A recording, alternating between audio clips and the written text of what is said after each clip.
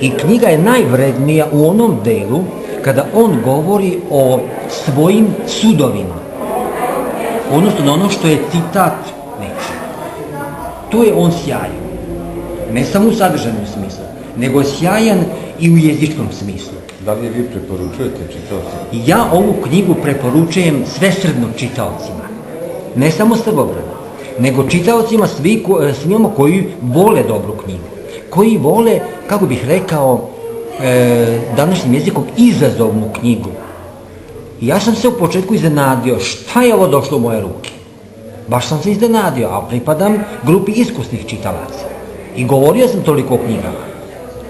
Nisam bio nestrpljiv. Čitao sam i dalje i počeo sam da otkrivam lepote i vrednosti ove knjige.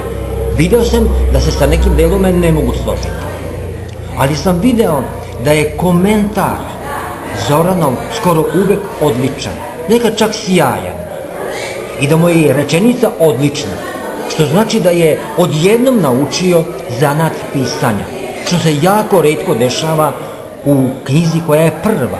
Nekad neko ni u 5. ni u 10. knjizi ne nauči da piše. Znate, ko ima sluh za jezik, a izgleda da je mene Bog darovao u tom smislu.